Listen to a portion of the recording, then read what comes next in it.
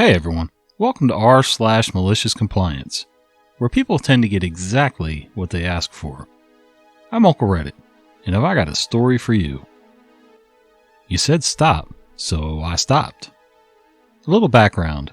I work in a manufacturing facility as part of a separate R&D group. Generally I don't do manufacturing, but as some of you may know from my previous posts, my manager gets requests for me to do work for the plant from time to time, when my machine's utilization is lower than the plant's and they need a push. Open at the end of last year when I was told I had a job from the plant. Just a small amount of overflow they couldn't handle. Roughly 13 pieces. Now for context, 13 is like 6 months worth of deliverable product for this particular job. 1 to 3 a month from us to the customer. Working in batches of 3 to 4 can take up to 2 weeks of work to get these pieces off my plate. Multiple machines, iterative processing with metrology in between to make sure I'm hitting the tolerances exactly. Anyway, I've had issues in the past with the plant management not being clear on what the expectations are, and I've steadily been getting more responsibilities from my own boss as I've grown into my position. Not to mention, we're 2 weeks out from the Christmas holiday shutdown. Most of the plant will be off for like 10 days, and I'll be on vacation not giving a single F about work. So to make sure we're all on the same page, I call a meeting about the job with the fabrication manager, 2 of the shift supervisors, and my boss, essentially all the people looking to me to get the job done. I have 3 specific requests before I start the jobs. Is it the plant management/supervisor's responsibility to let me know the due dates for the parts? Expectation is like, we need 2 for January, 3 for February, 1 for March, etc. And it's their job to tell me this with proper lead time. At least 2 weeks, but ideally more so I can work them into my other duties. I have my own responsibilities that have to come first, so if they want parts from me, they have to give me proper heads up that they need them. I don't work for the plant, and I really don't have time to check in every week to see if they think they'll need parts in the coming weeks. If I don't hear from them, the assumption is they're either ahead on their end of the same job, and or don't need the parts from me right now, so I won't be processing them. I spoke to my boss ahead of time about these expectations, and he wholeheartedly agreed. We're doing them a favor, and he has stuff he wants me to do for our milestones. Everyone agrees in the meeting, and the main supervisor said up front, we need 4 for January.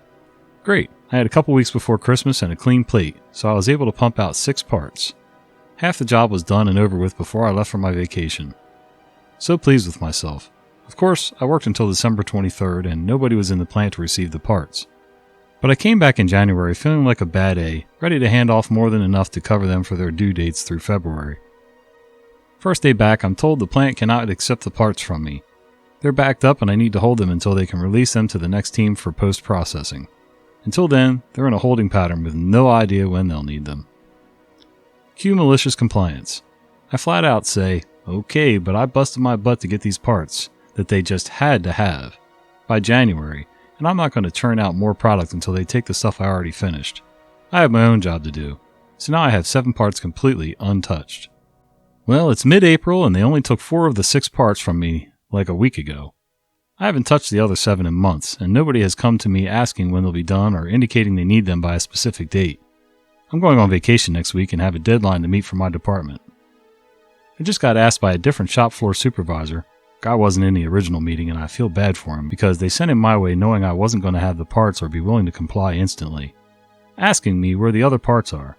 My response is, I have 2 parts waiting on release to the plant and none of the others are even close to ready. Before he could even try to lean on me to get a few more done, I reminded him I don't work for him or the plant. I'm completely outside his management structure as a whole and I have my own work to do. He'll get his 2 parts, and then we'll have to renegotiate after I come back from my vacation. Yeah, I don't understand why companies will do that. Or even management within companies. They'll push and push and push for production, and then when you give them what they asked for, they're not ready for it. Back when I used to work construction, I was on a job where I was the cut guy. Basically, I cut all the wood for the job. I would cut parts for headers, that piece that goes above your doors and windows. The jacks, those are the pieces that hold those parts up. Things like that, and I would assemble them too. I would cut the parts, assemble them, have them all stacked and ready to go.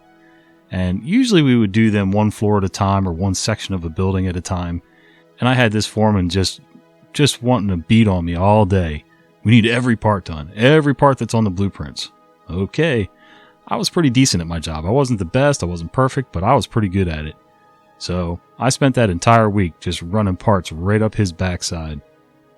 He had nowhere to store any of them, and if they get wet, they get twisted up and all gnarly looking. And yep, on you. I built all the parts. Done. Don't want to let me train a replacement before I leave? Alrighty then. I used to work as the dedicated inventory guy for a tire and wheel store that dealt in only that. Big chain. All their guys were black, not by choice, even on the most blistering of days. Nearly 10 years working there, and I was the only one handling their 5,000 to 7,500 tires, along with several hundred wheels, nuts, bolts, tire lube, replacement parts. Basically, I organized the entire store in terms of what was bought, sold, and used. I received most shipments, whether a single tire by FedEx or our 2 times a week shipment of 400 to 800 units. Not something I knew for a long time, but my technical job was listed as a 3-person rotating task. I did it all myself. The manager I worked with for most of those 10 years was very happy and supportive of me, trying to make sure I was taken care of if I needed help. Unfortunately, the company underwent plenty of changes after the owner of the whole chain died. It shifted from a family thing to a profit and micromanagement thing. My great manager was stressed and went from great to not so great. I won't deny I got pretty upset with a few things from him, but it was just the situation didn't favor him. Ultimately, he was transferred to an administrative position to finish out till retirement, and we got a new manager and lots of extra salary salesmen. I was left on inventory, as everyone confirmed I was the only guy for the job that knew anything. They tried giving me newbies to learn the ropes, but I only got a couple of days with them before they were pulled for more important things. Eventually, they gave up caring and figured I would do inventory for the foreseeable future. Well, the end of 2018 came with me looking for other opportunities. It wasn't entirely because of the shift at work, but doing a 3-person job after 10 years was starting to take its toll on my back. I started about 20 and was getting close to 30. I can't deny I was getting kind of scared. I would do something irreparable to my back that would stick with me forever. They pulled equipment I needed to do better without straining myself more, made the process of pulling inventory more bureaucratic and lengthy without need for it, and would keep trying to limit my time doing things but expect the same results. They also kept resisting my plans to reorganize stock because brands don't always need the same amount of space. That major brand that did really well 3 years ago and taking up 1,000 tires worth of space only takes up 400 now. But hey, I have this brand that did an overhaul and we used to carry barely 250 for them. Now, we're ordering hundreds of them weekly with a need for 750 units of space. So there's stock unable to fit in one place but a huge gap in another I can fill. I'm sure some of you can understand you don't just start shoving items from the wrong brand into a gap because there's space there. Use it. As I'm in the final weeks of my lovely tenure there, I've been training for the new job for about 6 weeks. They had plenty of warning to replace my position. I reminded them that they should find someone I can give the rundown to before it's too late. My new management, as well as 2 salesmen I never liked, tell me in very businessy and polite terms, just do your job and let us worry about it. I tried to be nice about it because while I don't get on well with the salesman, except one, he was always great. And I love my fellow service techs in the back getting dirty on every car, through the heat of the summer and getting our legs turned almost blue and working in the freezing snow and slush of the winter. I then realized that it's really their problem, not mine. Cue the Malicious Compliance. I found a lovely time when all 3 of my most concerning resistors were away. 2 were on meetings with corporate for 2 to 3 days. 1 was on vacation for the rest of the week. This was great as it was my last week as well. I hauled all kinds of ass that week. I reorganized the whole place to my OCD specs. I wanted everything to fit. I wanted everything perfectly presentable. I did it my way and got everything in. To note, some years, especially in peak winter, with lots coming in, we got so overstocked we couldn't fit everything all at once, which also was because of them not letting me deal with it efficiently. I took care of that overstock and fit it all in. Brands were moved and notes left. I let all my favorite coworkers who pulled my inventory the most know what's up. They adapted instantly because it's really not that hard. Just remember the salt is in the pantry now, not next to the stove. I was commended on my effort and thanked for doing that before leaving. However, I knew what was coming. No, not from the guys who didn't want my organization methods. By not replacing me or at least covering what we've been doing for 10 years, well, Imagine it like giving someone a nice, clean, well-working car that they'd never maintain because it's always taken care of. Yeah. I started my new job and got paid almost double.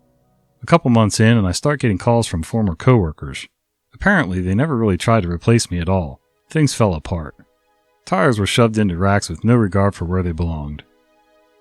If there was space, fill it. After 3 months, I heard 3 longtime employees walked out because the lack of organization was killing their bay times for dealing with cars, leading to a domino fall of stressful work environment stuff. It took an average of 15 minutes at our store to deal with most things on one car. However, I was told it was taking that long just to find the units needed after pulling the car in. Heck, sometimes they gave up and tried to huff it to another nearby store to find their tires, thinking they had an inventory error. Obviously, that level of delay and inefficiency made the managers angry at those they blamed. Service techs usually got the heat. I wish I could say there was more juicy details about the aftermath, but at a certain point, all my ears in that store left. I feel like that's enough said in and of itself. One bit that came about the 4 or 5 month mark after I left though, one of the managers called me on my personal phone. They asked how I was doing and wondered if my new job was working out. I was very happy and energetically told them how great I felt in my new job. He inquired whether I might be interested in helping out at the store again. I declined. Now, I'm not the best at reading people, but this person seemed so lost in their tone that I can only guess they had so little luck in finding a replacement for what I did. I'm far more appreciated now in my new job. The thing that made me feel a little bad, but also good-ish, is that my former coworkers agreed that when I left was when things started to get terrible.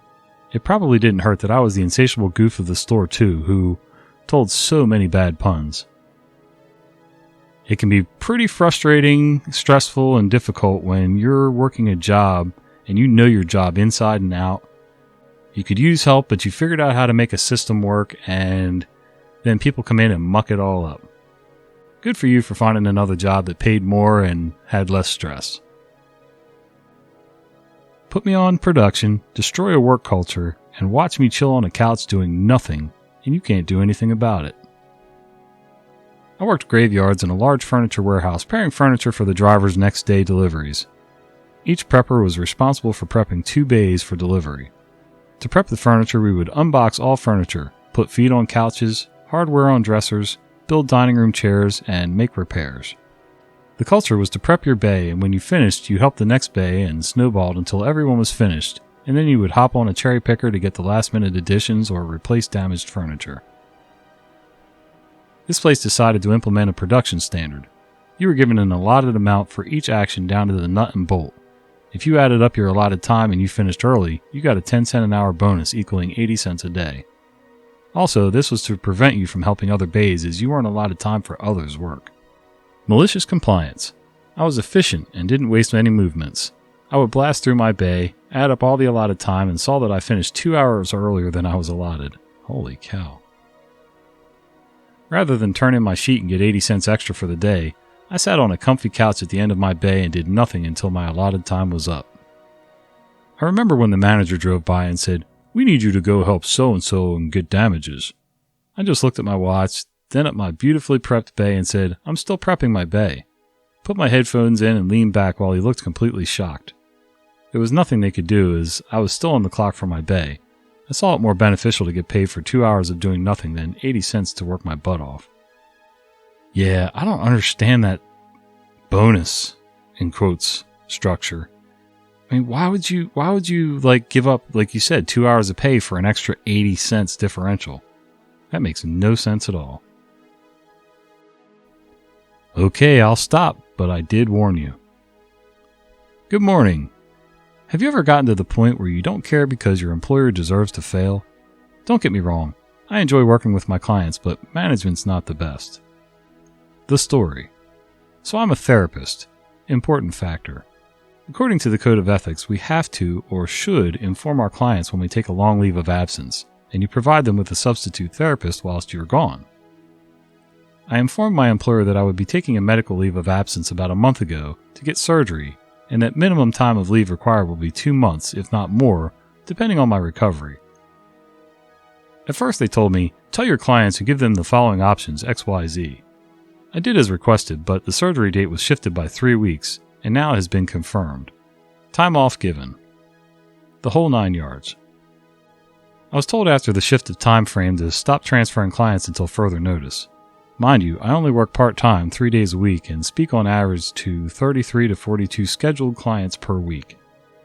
I've been informing my clients about my leave of absence, but haven't really been able to provide them with follow-up appointments because I was told to stop transferring and referring to other providers until I'm told otherwise. Overall, my employer has had almost 2 months to plan my coverage. Cue malicious compliance. We are now 3 days out until I go on medical leave, and my employer gets back to me stating that I should have reminded her that my leave was coming up. Mind you, I sent her an email 2 weeks ago that she marked as read, and that she's struggling to place all of my clients with other providers. I kindly showed her the reminder email I had sent her with her response that I should not worry. She was left speechless, and I'm now finishing my last 3 days in peace as she's losing her mind. Have fun whilst I recover from surgery. In case somebody asks, the recovery's gonna suck. Well, OP, I hope your surgery goes well or went well. I'm not sure how long ago you wrote this, but yep, management's pretty special when they do that kind of stuff to you. Oh, stop referring people. Okay. Oh, you should have reminded me. Oh, now it's my job to remind you, which I did. But oh, by the way, you had noticed 2 months ago, so there's that.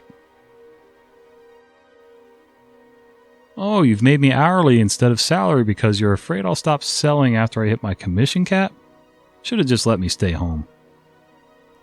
Years ago, I was an inside sales rep for a simultaneously large and tiny company in a niche market. The quotes are because it was at least equally outside sales. I just didn't go outside except to smoke. I've since quit. They had about 50 branches across the country of various sizes. The smallest was literally one guy who processed local orders and used hot shots for delivery. The largest had about 50 employees. I made 6 for my branch. I was literally the first salesman with a background in anything resembling sales that my branch had ever hired. They'd always hired the least socially awkward industry professionals they could prior to me. And they'd had their CSR doing the selling for over a year until I came on, so expectations were high. When they hired me, we had somewhat heated negotiations over the comp plan. It was a $42K base salary plus commission with a $56K OTE and $65K cap. I asked what I was meant to do after I hit the cap, to which they replied, "Continue to do your job." As if I wasn't going to have a problem with generating new business for free. I said that I was going to need a bonus structure beyond the cap if they wanted me to do any more hunting after that point. I made it clear that I'd service my accounts when they called, but I wanted to be clear that they were going to be disappointed if they expected me to make outbound calls looking for new business after I'd maxed my comp plan, and that I'd definitely enjoy the extra time at home with my family over the holidays. They said they understood, and we went through the onboarding. I worked almost exactly 40 hours for almost 2 months, early October through early December, before I had jury duty and missed a day. My check was about $150 light compared to what it had been, so I complained to payroll. Benefits kicked in at 90 days. That's when I found out I was making $21 an hour and was not, in fact, pulling a salary. Presumably, this was to force me into the office, as we didn't have remote access to the local network that logged our hours, just the ordering and inventory software. I didn't get even a prorated Christmas bonus because that counts as benefits, and you have to work 90 days to receive those. Cue malicious compliance. I discovered that if I left the house 30 minutes earlier, my 80-minute commute would take less than 25. So instead of showing up around 8:30, chilling in my car for a bit so I was working at 9, I was there at 7 with the warehouse guy sending emails. I started working through lunch as I ate at my desk as opposed to burning an hour off campus or in the break room. I didn't even realize I was losing an hour a day to lunch. I also discovered that if I stayed till 6:30, I'd get home by 7, as opposed to leaving a little after 5 and getting home around 6:30. So I spent an extra 5 hours a week away from home and worked an extra 22 compared to the 35 I was getting paid for before I figured it out. With the OT, I was clocking north of 2K more than intended every month, and oddly enough, no one even noticed until the internal auditor verified W-2s and noticed that I made significantly more than the branch manager. I didn't hit my commission cap until late November, so I spent the rest of the year training with the tech and/or warehouse guy, both stoners. They tried to put me on the same salaried comp plan I'd originally agreed to, but it was enough of a pay cut to qualify for constructive dismissal. So I got to quit and still collect unemployment for a month before I found another gig. OP, I don't know where you're located, but I'm pretty sure that's not legal if you all agreed to a compensation structure, and then all of a sudden your check comes and you're hourly, I'd be willing to bet in most places you could fight that. But you got a sweet deal nonetheless, and you were able to get really good compensation through unemployment when you were done. So I guess there's that. Hey guys, if you enjoy the content, would you consider giving this video a like, subscribing to the channel, and maybe click that little bell icon so you don't miss the fat guy with the beard telling you stories. See ya!